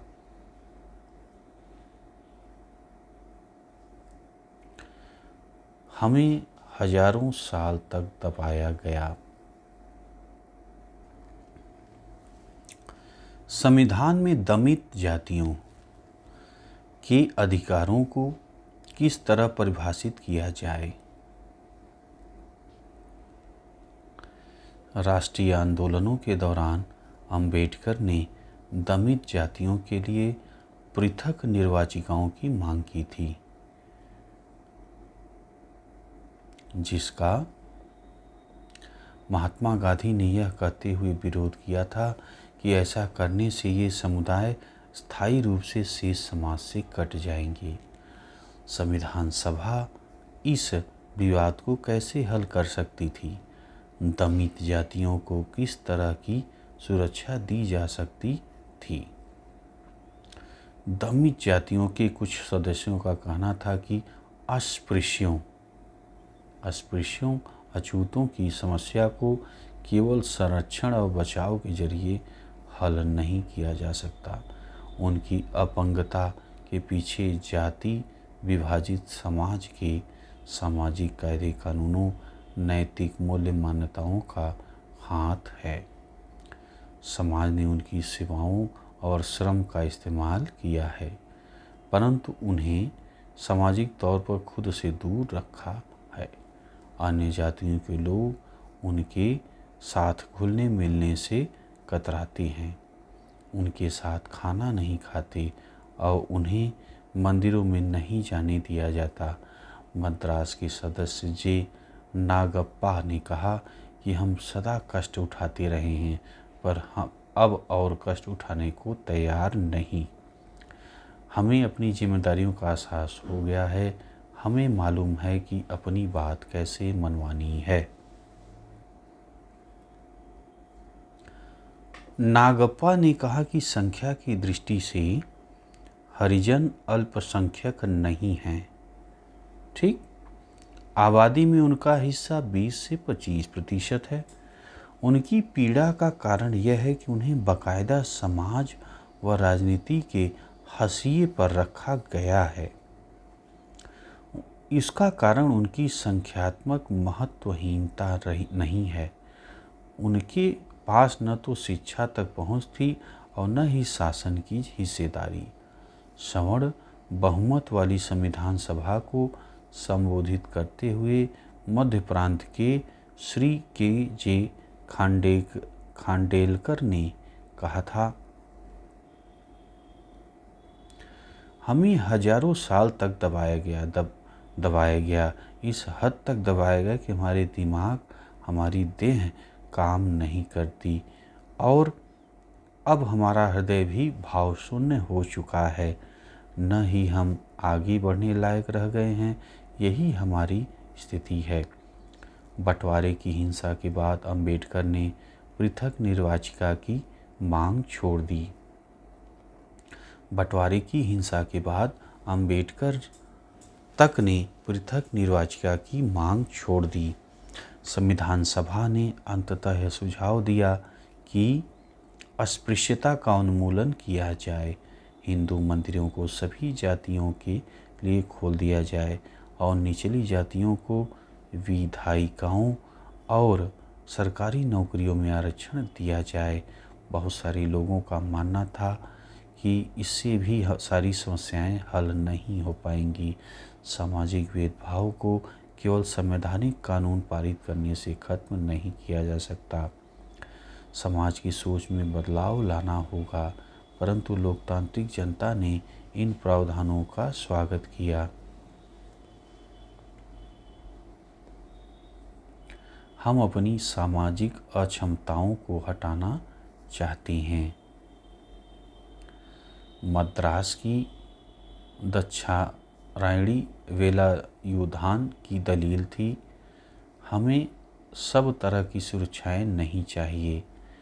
इस देश के कमज़ोरों को नैतिक सुरक्षा का आवरण चाहिए। मैं यह नहीं मान सकती कि 7 करोड़ हरिजनों को अल्पसंख्यक माना जा सकता है। जो हम चाहते हैं वो यह है कि हमारी सामाजिक अपंगताओं का फौरन खात्मा। हमने विशेषाधिकार कभी नहीं मांगे। बम्बई की हंसा मेहता ने महिलाओं के लिए न्याय की मांग की, आरक्षित सीटों की नहीं, न ही पृथक चुनाव क्षेत्र की। हमने विशेषाधिकार कभी नहीं मांगे। हमने सामाजिक न्याय, आर्थिक न्याय, राजनीतिक न्याय की मांग की। हमने उस बराबरी की मांग की है जिसके बिना परस्पर आदर और समझ नहीं बन सकती। इसके बिना पुरुष और महिला के बीच वास्तविक सहयोग संभव नहीं है। आगे देखें, राज्य की शक्तियाँ। संविधान सभा में इस बात का काफ़ी बहस हुई, ठीक है, कि केंद्र सरकार और राज्य सरकारों की क्या अधिकार होनी चाहिए। जो लोग शक्तिशाली केंद्र के पक्ष में थे उनमें जवाहरलाल नेहरू भी थे। संविधान सभा के अध्यक्ष के नाम लिखे पत्र में उन्होंने कहा था, अब जबकि विभाजन एक हकीकत बन चुका है, एक दुर्बल केंद्रीय शासन की व्यवस्था देश के लिए हानिकारक होगी। ठीक, क्योंकि ऐसा केंद्र शांति स्थापित करने में, आम सरोकारों के बीच समन्वय स्थापित करने में, अंतर्राष्ट्रीय स्तर पर पूरे देश के लिए आवाज़ उठाने में सक्षम नहीं होगा। संविधान के मसवीदे में विषयों की 3 सूचियां बनाई गई थी, केंद्रीय सूची, राज्य सूची और समवर्ती सूची। ठीक है, ध्यान दें। अब देखिए इम्पॉर्टेंट चालू हो गया है संविधान के बारे में। संविधान के मसविदे में विषयों की 3 सूचियां बनाई गई थी। कौन कौन? केंद्रीय, राज्य और समवर्ती सूची। पहली सूची के विषय केवल केंद्र सरकार के अधीन होने थे, जबकि दूसरी सूची के विषय केवल राज्य सरकारों के अंतर्गत आते। तीसरी सूची के विषय केंद्र और राज्य दोनों की साझा जिम्मेदारी थी, परंतु अन्य संघों की तुलना में बहुत ज़्यादा विषयों को केवल केंद्रीय नियंत्रण में रखा गया था। समवर्ती सूची में भी प्रांतों की इच्छाओं की उपेक्षा करते हुए बहुत ज़्यादा विषय रखे गए। खनिज पदार्थों तथा प्रमुख उद्योगों पर भी केंद्र सरकार को ही नियंत्रण दिया गया। अनुच्छेद 356 में गवर्नर की सिफारिश पर केंद्र सरकार को राज्य सरकार के सारे अधिकार अपने हाथ में लेने का अधिकार दे दिया।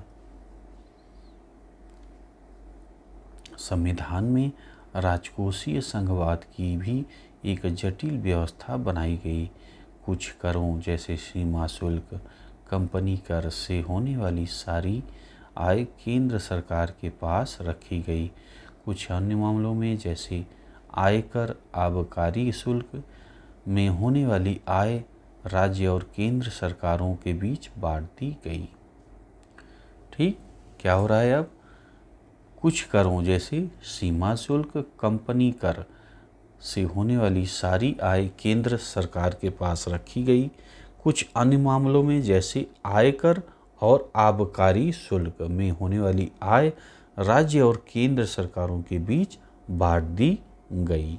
ठीक, तथा अन्य मामलों से होने वाली आय जैसे राज्य स्तरीय शुल्क पूरी तरह राज्यों को सौंप दी गई। राज्य सरकारों को अपने स्तर पर भी कुछ अधिभार और कर वसूलने का अधिकार दिया गया। उदाहरण के लिए वे जमीन और संपत्ति कर, बिक्री कर तथा बोतल बंद शराब पर अलग से कर वसूल कर सकते थे।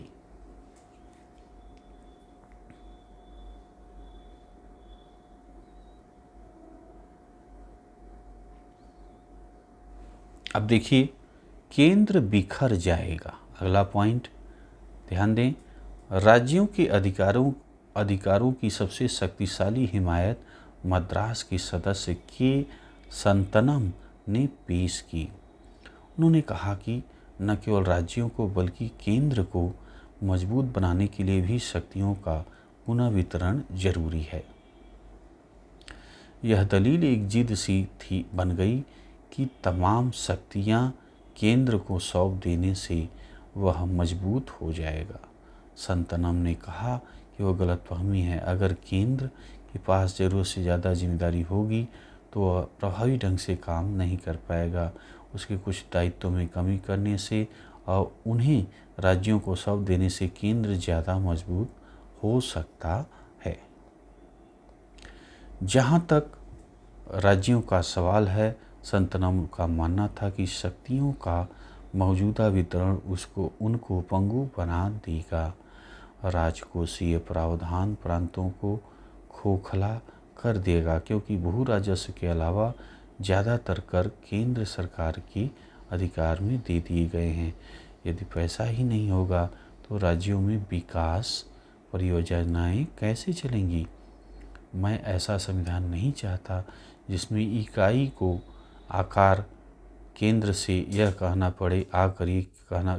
कहना पड़े कि मैं अपने लोगों की शिक्षा की व्यवस्था नहीं कर सकता, मैं उन्हें साफ सफाई नहीं दे सकता, मुझे सड़कों पे सुधार, उद्योगों की स्थापना के लिए खैरात दे दीजिए। बेहतर होगा कि हम संघीय व्यवस्था को पूरी तरह खत्म कर दें और एकल व्यवस्था यूनिटरी सिस्टम स्थापित करें। संतनम ने कहा कि अगर पर्याप्त जांच पड़ताल किए बिना शक्तियों का प्रस्तावित वितरण लागू किया गया तो हमारा भविष्य अंधकार में पड़ जाएगा। उन्होंने कहा कि कुछ ही सालों में सारे प्रांत केंद्र के विरुद्ध उठ खड़े होंगे। प्रांतों के बहुत सारे दूसरे सदस्य भी इसी तरह की आशंकाओं से परेशान थे। उन्होंने इस बात के लिए जमकर जोर लगाया कि समवर्ती सूची केंद्रीय सूची में कम से कम विषयों को रखा जाए। उड़ीसा के एक सदस्य ने यहाँ तक चेतावनी दे डाली कि संविधान में शक्तियों के बेहिसाब केंद्रीकरण के कारण केंद्र बिखर जाएगा। अब देखिए, बेहतर देशभक्त कौन, इसको आप पढ़ें। मैसूर के सर ए रामास्वामी मुदालियर ने 21 अगस्त 1947 की बहस में कहा था, शक्तिशाली केंद्र की हिमायत के बहाने दिल को यह तसल्ली देने का कोई फ़ायदा नहीं कि हम ज़्यादा बड़े देशभक्त हैं और जो इन संसाधनों पर कड़ी नज़र रखना चाहते हैं उनके भीतर राष्ट्रीय भावना का, देशभक्ति का अभाव है। ठीक, आज हमें एक शक्तिशाली सरकार की आवश्यकता है। इसे आप देखें, प्रांतों के लिए अधिक शक्तियों की मांग में से सभा में तीखी प्रतिक्रियाएं आने लगी। शक्तिशाली केंद्र की ज़रूरत को असंख्य अवसरों पर रेखांकित किया जा चुका है। अंबेडकर ने घोषणा की थी कि वह एक शक्तिशाली और एकीकृत केंद्र चाहती हैं। सुनिए 1935 की गवर्नमेंट एक्ट में हमने जो केंद्र बनाया था उससे भी ज़्यादा शक्तिशाली केंद्र।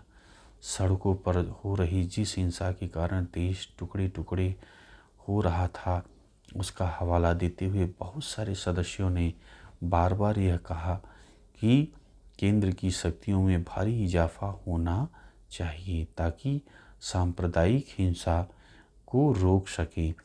प्रांतों के लिए अधिक शक्तियों की मांग का जवाब देते हुए गोपाल स्वामी अय्यर ने जोर देकर कहा कि केंद्र ज़्यादा से ज़्यादा मजबूत होना चाहिए। संयुक्त प्रांत के एक सदस्य बालकृष्ण शर्मा ने विस्तार से इस बात का पर प्रकाश डाला कि शक्तिशाली केंद्र का होना जरूरी है ताकि वह देश के हित में योजना बना सके, उपलब्ध आर्थिक संसाधनों को जुटा सके, एक उचित शासन व्यवस्था स्थापित कर सके, देशों को विदेशी आक्रमण से बचा सके। विभाजन से पहले कांग्रेस ने प्रांतों को काफ़ी स्वायत्तता देने पर अपनी सहमति व्यक्त की थी। कुछ हद तक मुस्लिम लीग को इस बात का भरोसा दिलाने की कोशिश की। जिन प्रांतों में लीग की सरकार बनी वहाँ दखल अंदाजी नहीं की जाएगी। बंटवारों को देखने के बाद ज़्यादातर राष्ट्रवादियों की राय बदल चुकी थी। उनका कहना था अब एक विकेंद्रीकृत संरचना के लिए पहले जैसे राजनीतिक दबाव नहीं बचे हैं। औपनिवेशिक शासन द्वारा थोपी गई एकल व्यवस्था पहले से ही मौजूद थी। इस जमाने में हुई घटनाओं से केंद्रीय तावाद को बढ़ावा मिला, जिसे अब अफरा तफरी पर अंकुश लगाने तथा देश के आर्थिक विकास की योजना बनाने के लिए और भी जरूरी माना जाने लगा। इस प्रकार संविधान में भारतीय संघ के घटक राज्यों के अधिकारों की तुलना में केंद्र के अधिकारियों को ओर स्पष्ट झुकाव दिखाई देता है। राष्ट्र की भाषा, अब आइए इसे देखें। अगला पॉइंट, जब एक देश के विभिन्न भागों में लोग अलग अलग भाषाएं बोलते हों, उनकी सांस्कृतिक विरासत अलग हो, एक राष्ट्र का निर्माण कैसे किया जा सकता है? कैसे लोग एक दूसरे की बात सुन सकते हैं या एक दूसरे से जुड़ सकते हैं जबकि वे एक दूसरे की भाषा भी नहीं समझते? संविधान सभा में भाषा के मुद्दों पर कई महीनों तक बहस हुई। कई बार काफ़ी तनातनी पैदा हो गई। 30 के दशक तक कांग्रेस ने यह मान लिया था कि हिंदुस्तानी को राष्ट्रीय भाषा का दर्जा दिया जाए। महात्मा गांधी का मानना था कि हर एक को एक ऐसी भाषा बोलनी चाहिए जिसे लोग आसानी से समझ सकें। हिंदी और उर्दू के मेल से बने हिंदुस्तानी भारतीय जनता के बहुत बड़े हिस्से की भाषा थी। यह विविध संस्कृतियों के आदान प्रदान से समृद्ध हुई एक साझी भाषा थी। जैसे जैसे समय बीता, बहुत तरह के स्रोतों से नए नए शब्द और अर्थ इसमें समाते गए। उसे विभिन्न क्षेत्रों के बहुत सारे लोग समझने लगे। महात्मा गांधी को लगता है कि यह बहुसांस्कृतिक भाषा विविध समुदायों के बीच संचार की आदर्श भाषा हो सकती है। वह हिंदुओं, मुसलमानों को, उत्तर और दक्षिण के लोगों को एकजुट कर सकती है। लेकिन 19वीं सदी के आखिर में यह भाषा के रूप में हिंदुस्तानी धीरे धीरे बदल रही थी। जैसे जैसे सांप्रदायिक टकराव गहरे होते जा रहे थे, हिंदी और उर्दू एक दूसरे से दूर जा रही थी। एक तरफ तो फारसी और अरबी मूल के सारे शब्दों को हटाकर हिंदी को संस्कृत निष्ठ बनाने की कोशिश की जा रही थी। दूसरी तरफ उर्दू लगातार फारसी के नज़दीक होती जा रही थी। नतीजा यह हुआ कि भाषा भी धार्मिक पहचान की राजनीति का हिस्सा बन गई। लेकिन हिंदुस्तानी के साझा चरित्र में महात्मा गांधी की आस्था कम नहीं हुई। राष्ट्रीय भाषा की क्या विशेषताएं होनी चाहिए? ठीक, ये इसे आप देखिए। अपनी मृत्यु के कुछ माह पहले महात्मा गांधी ने भाषा के प्रश्न पर अपने विचार दोहराते हुए कहा था, यह हिंदुस्तानी न तो संस्कृत निष्ठ हिंदी होनी चाहिए, न ही फारसी निष्ठ उर्दू। यह दोनों का सुंदर मिश्रण होना चाहिए। उसे विभिन्न क्षेत्रीय भाषाओं से शब्द खुलकर उधार लेने चाहिए। विदेशी भाषाओं के ऐसे शब्द लेने में कोई हर्ज नहीं है जो हमारी राष्ट्रीय भाषा में अच्छी तरह से और आसानी से घुल मिल सकते हैं।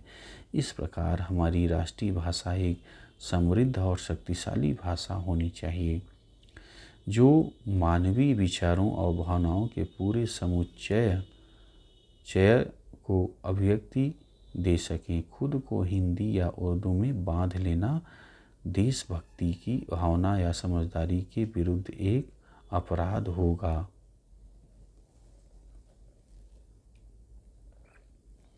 चलिए अगला पॉइंट देखिए, हिंदी की हिमायत। ठीक, अब आइए इसे देखें। संविधान सभा के शुरुआती सत्र में संयुक्त प्रांत के कांग्रेसी सदस्य आर.वी. धुलेकर ने इस बात के लिए पुरजोर शब्दों में आवाज़ उठाई थी कि हिंदी को संविधान निर्माण की भाषा के रूप में इस्तेमाल किया जाए।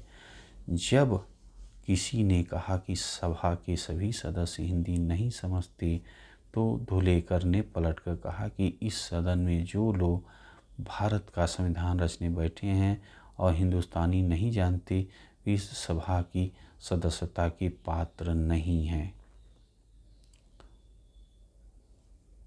उन्हें चले जाना चाहिए। जब इन टिप्पणियों के कारण सभा में हंगामा खड़ा हुआ तो धुलेकर हिंदी में अपनी भाषण देते रहे। जवाहरलाल नेहरू के हस्तक्षेप के चलते आखिरकार सदन में शांति बहाल हुई, लेकिन भाषा का सवाल अगले 3 साल तक बार बार कार्रवाइयों में बाधा डालता रहा, सदस्यों को उत्तेजित करता रहा। तकरीबन 3 साल बाद 12 सितंबर 1947 को राष्ट्र की भाषा के सवाल पर धुलेकर के भाषण ने एक बार फिर तूफान खड़ा कर दिया। तब तक संविधान सभा की भाषा समिति अपनी रिपोर्ट पेश कर चुकी थी। समिति ने राष्ट्रीय भाषा के सवाल पर हिंदी के समर्थकों और विरोधियों के बीच पैदा हो गए गतिरोध तोड़ने के लिए एक फार्मूला विकसित कर लिया। समिति ने सुझाव दिया कि देवनागरी लिपि में लिखी हिंदी भारत की राजकीय भाषा होगी, परंतु इस फार्मूले को समिति ने घोषित नहीं किया था। समिति का मानना था कि हिंदी को राष्ट्रभाषा बनाने के लिए हमें धीरे धीरे आगे बढ़ना चाहिए। पहले 15 साल तक सरकारी कामों में अंग्रेजी का इस्तेमाल जारी रहेगा। प्रत्येक प्रांत को अपने कामों के लिए कोई एक क्षेत्रीय भाषा चुनने का अधिकार होगा। संविधान सभा की भाषा समिति ने हिंदी को राष्ट्रभाषा के बजाय राजभाषा कहकर विभिन्न पक्षों की भावनाओं को शांत करने और सर्व स्वीकृत समाधान पेश करने का प्रयास किया था। धुलेकर जो है के बीच बचाव की ऐसी मुद्रा से राजी होने वाले नहीं थे। वे चाहते थे कि हिंदी को राजभाषा नहीं बल्कि राष्ट्रभाषा घोषित किया जाए। उन्होंने ऐसे लोगों की आलोचना की जिन्हें लगता था कि हिंदी को उन पर थोपा जा रहा है। धुलेकर ने ऐसे लोगों का मजाक उड़ाया जो महात्मा गांधी का नाम लेकर हिंदी के बजाय हिंदुस्तानी को राष्ट्रीय भाषा बनाना चाहते हैं। महोदय, इस बात पर मेरे से ज़्यादा हर्ष किसी और को नहीं होगा। हिंदी को देश की राजभाषा घोषित कर दिया गया है। कुछ लोग कहते हैं कि यह हिंदी को एक रियासत दी गई है और कहता हूँ बिल्कुल नहीं, यह एक ऐतिहासिक प्रक्रिया की परिणति है। बहुत सारे सदस्यों को धुलेकर के बात करने के अंदाज से काफ़ी परेशानी हो रही थी। उनके भाषण के दौरान संविधान सभा के अध्यक्ष ने कई बार उन्हें टोक कर कहा कि इस तरह की बात करने के मेरे विचार में आप अपनी बात को आगे नहीं बढ़ा पाएंगे, लेकिन धुलेकर ने अपने ही अंदाज में बात जारी रखी।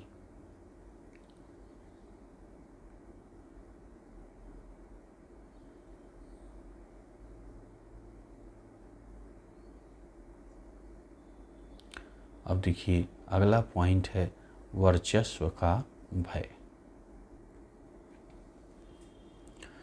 धुलेकर के बोलने के बाद मद्रास के सदस्य श्रीमती जी दुर्गाबाई ने इस चर्चा पर अपनी चिंता व्यक्त करते हुए कहा, अध्यक्ष महोदय, अभी हाल तक भारत की राष्ट्रीय भाषा का जो सवाल लगभग सहमति तक पहुंच गया था, अचानक बेहद विवादास्पद मुद्दा बन गया है। चाहे यह सही हुआ हो या गलत, गैर हिंदी भाषी इलाकों के लोगों को यह एहसास कराया जा रहा है कि यह झगड़ा हिंदी भाषी इलाकों का यह रवैया असल में इस राष्ट्र की साझा संस्कृति पर भारत की अन्य शक्तिशाली भाषाओं के स्वाभाविक प्रभाव को रोकने की लड़ाई है। श्रीमती दुर्गाबाई ने सदन को बताया कि दक्षिण में हिंदी का विरोध बहुत ज़्यादा है।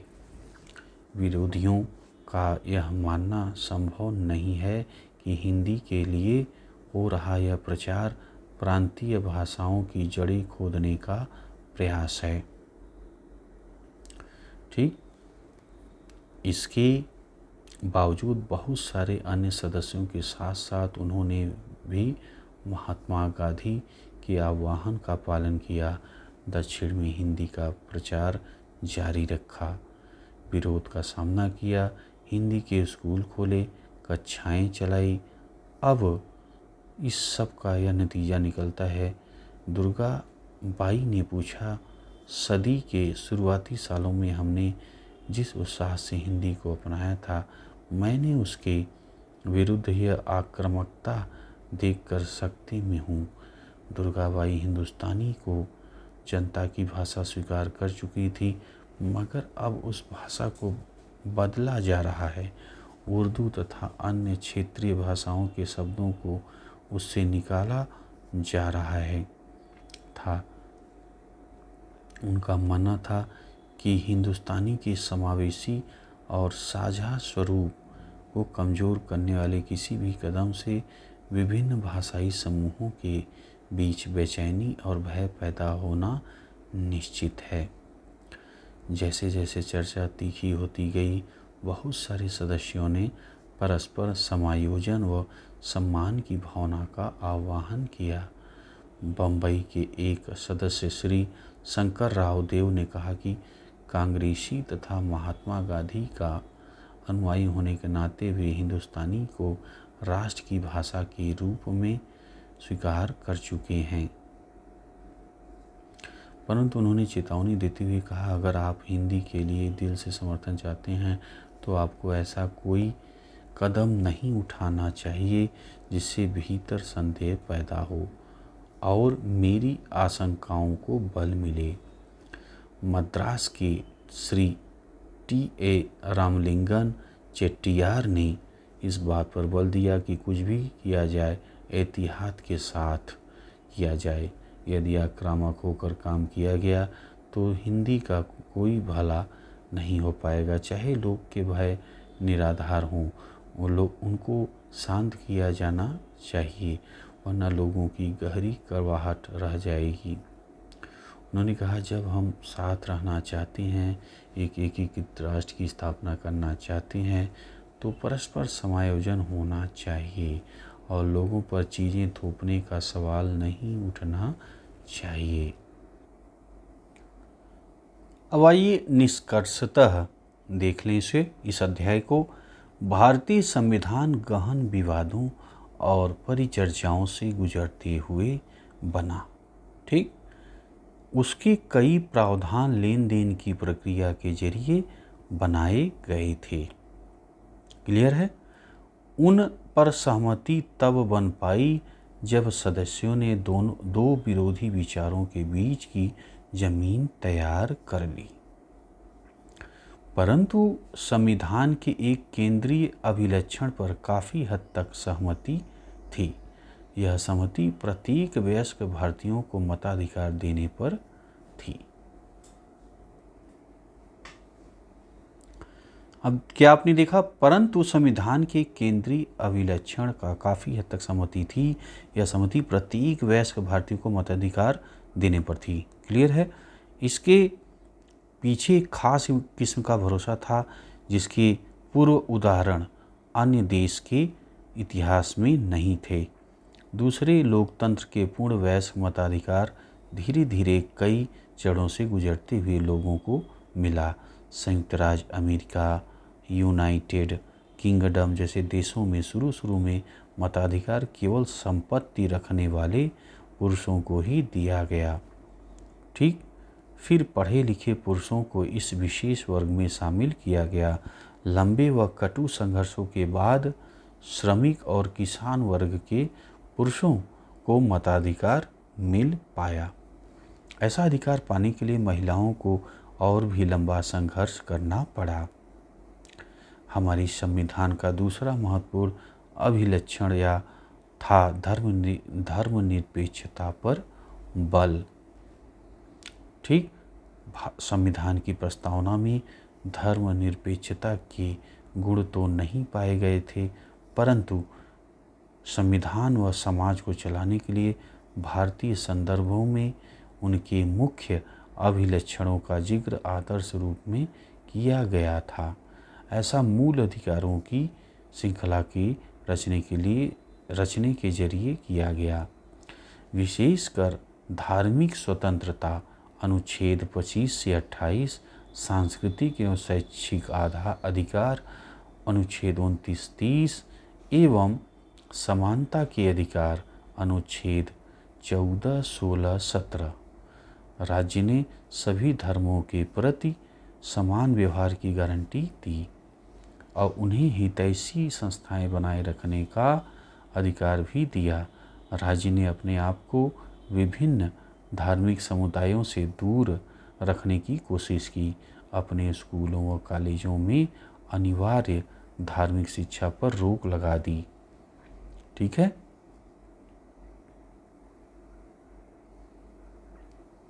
सरकार ने रोजगार में धार्मिक भेदभाव को अवैध ठहराया, लेकिन दूसरी ओर धार्मिक समुदायों से जुड़े सामाजिक सुधार कार्यक्रमों के लिए कुछ कानूनी गुंजाइश रखी गई।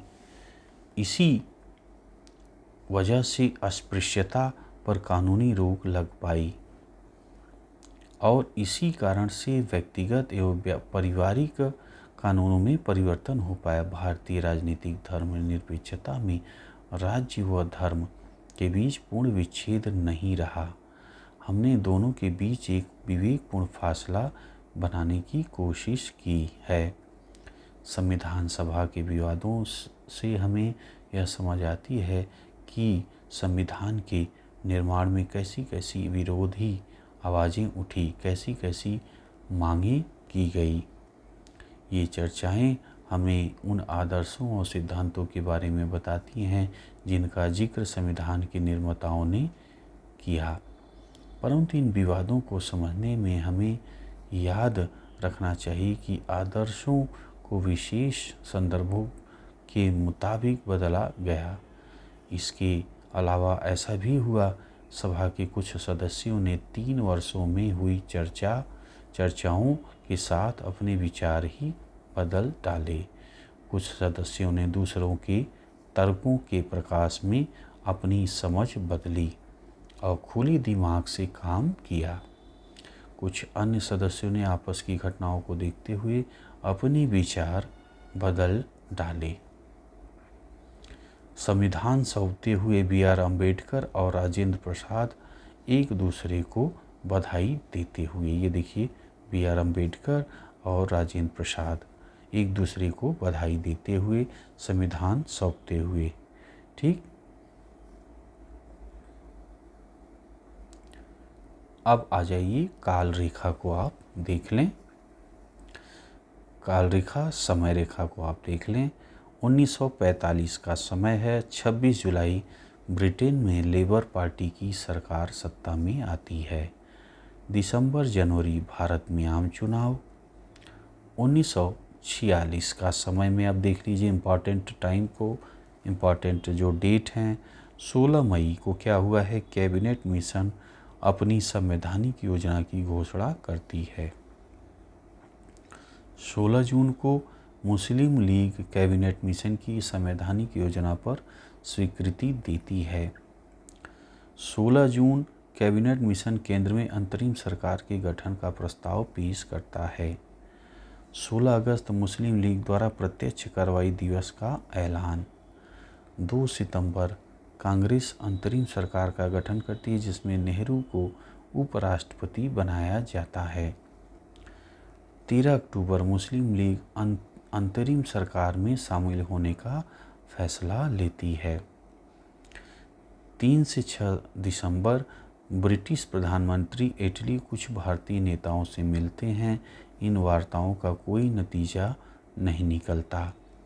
9 दिसंबर संविधान सभा के अधिवेशन शुरू हो जाते हैं। 1947 में आ जाइए, इनके डेट को आप देखें।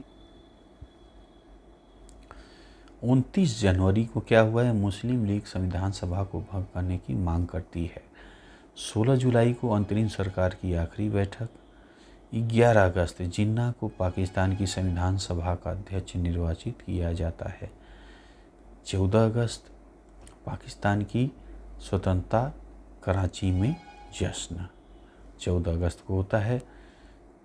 14-15 अगस्त मध्य रात्रि को भारत में स्वतंत्रता का जश्न। दिसंबर, ये देखिए 1949 ईस्वी में दिसंबर में संविधान पर हस्ताक्षर हुए। ठीक, तो भाई ये आपका दोस्तों कंप्लीट हो गया।